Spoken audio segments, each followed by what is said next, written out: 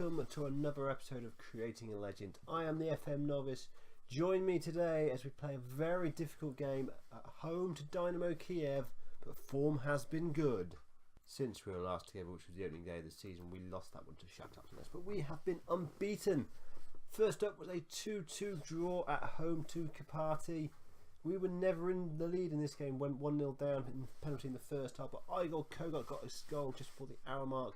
They went 2-1 up with 5 minutes to go. Vladimir Shevchuk against his former club. He was the guy who had on loan for the past 2 seasons, scoring against us before Kogot immediately equalised again to give us a 2-2 draw. We followed that up with an away victory, first 3 points of the season away at Desna.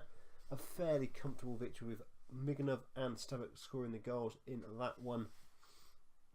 Before a really good home victory against Mariupol. Mariupol are usually a decent side, but we tore them apart. Bezbedenko scoring after 18 minutes before Miganov and then Kulic scoring in the second half. A very comfortable victory in that one before a slightly tougher game. A 2-1 victory away at Olympic D. Bezbedenko scoring in the first half before they get on equaliser on the 29th minute. We scored immediately after with Ruslan Kizil. We lost Stavok to a really bad ankle break. It's going to be out for the next 4 months in that one. It does mean Igor Duts is back in the fold again. But we won that one. And we moved on to play a home time against Velez. A comfortable 3-0 victory for all 3 goals in the first half in this one. Bezbedenko scoring again. Sobels with his first for the club. And Ruslan Kizil just before half time completing that route. A sad day for everyone connected to Gelios Kharkiv. Our best player from that first season, Sergei Kravchenko, is no longer at the club. A legend in my eyes. A man who scored 25 league goals in that first season, 26 goals in all as we secured promotion. Struggled a little bit to step up to the Premier League level, but still returned 20 goals over 2 seasons before last season not really getting a look in. To move him on for £70,000 in the last year of his contract, I think is good business. It's one of those deals where if I had the choice, I'd have kept him and let him run his contract down and allowed him to use this season as a testimonial season, but I have to make ends meet, and £70,000 for a 31-year-old in the last year of his contract is a good bit of business as far as I'm concerned.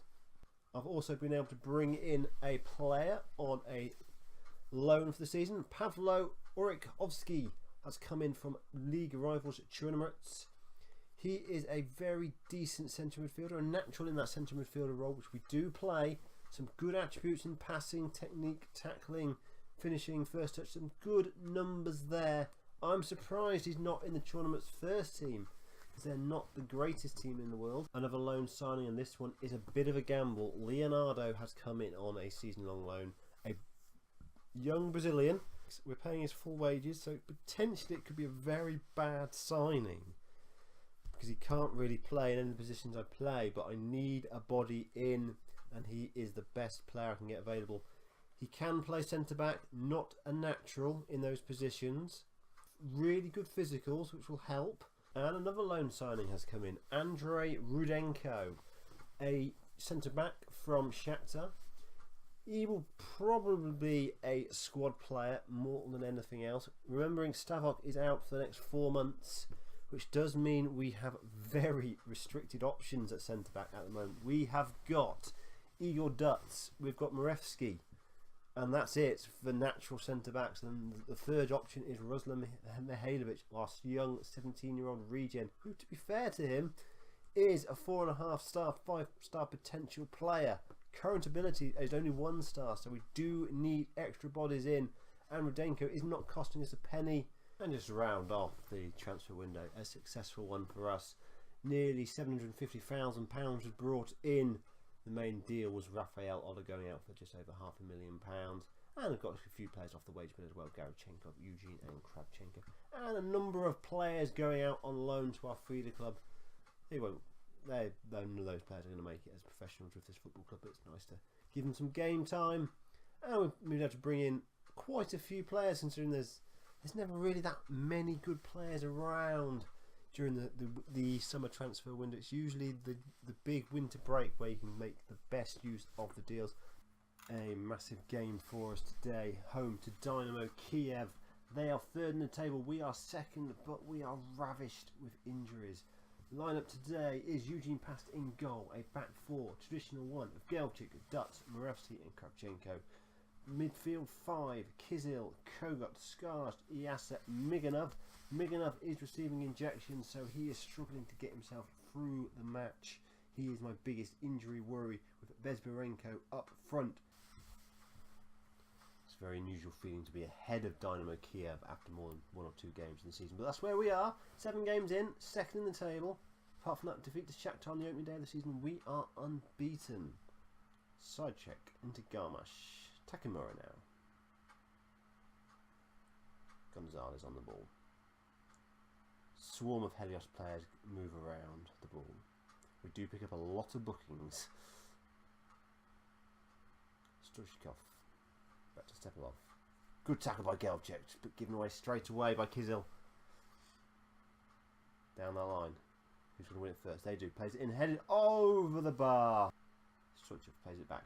Moravsky clears the ball. Bezberenko looks to be in. He's got doesn't have a massive amount of pace, this Bezberenko, and that was a poor shot from where he was, but it's a chance. Throw in, sliders check. Gonzalez inside to Shepalev. Whipped in, headed over the bar though. Karel Issa is knackered. 67% fitness. He has been playing internationally, so I am going to pull him off and give a debut to Oryovsky, who's a more natural in that position.